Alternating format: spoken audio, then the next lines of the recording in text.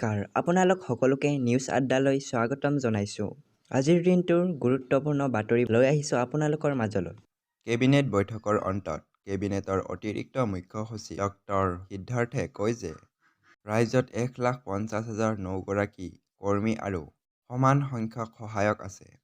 2024 চনৰ 1 এপ্ৰিলৰ পৰা কাৰ্যকৰী হোৱাকৈ তেওঁলোকক প্ৰদান কৰিবলগীয়া দৰমহা বৃদ্ধি কৰাৰ সিদ্ধান্ত গ্ৰহণ কৰিছে চৰকাৰে।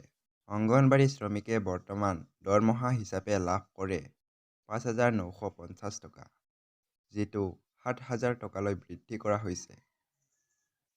ৰাজ্যৰ মুখ্যমন্ত্ৰীয়ে কয় যে মাত্ৰ কেইঘণ্টামান পিছতে চৰকাৰে 2.30 লাখ অংগনবাড়ী কৰ্মী আৰু সহায়কৰ লগতে 3 স্তৰৰ পঞ্চায়ত প্ৰতিনিধিৰ সন্মানীয় ধন বৃদ্ধি কৰিছে। সোমবাৰে মুখ্যমন্ত্ৰী নীতিশ কুমাৰৰ অধ্যক্ষতাত অনুষ্ঠিত কেবিনেট বৈঠকত এই দুয়োটা প্ৰস্তাৱ অনুমোদন জনোৱা হয়। আজি বৈঠকত মুঠ 19টা প্ৰস্তাৱ অনুমোদন কৰা হয়। কেবিনেট বৈঠকৰ অন্তত কেবিনেটৰ অতিৰিক্ত মুখ্য সচিব ডক্টৰ সিদ্ধাৰ্থে কয় যে ৰাজ্যত 1,50,009 কৰ্মীক ঋণ প্ৰদান কৰা হ'ব। অংগনবাড়ী সহায়িকাসকলক দিয়া 2,975 টকাৰ দৰমহা 4,000 টকালৈ বৃদ্ধি কৰা হ'ব।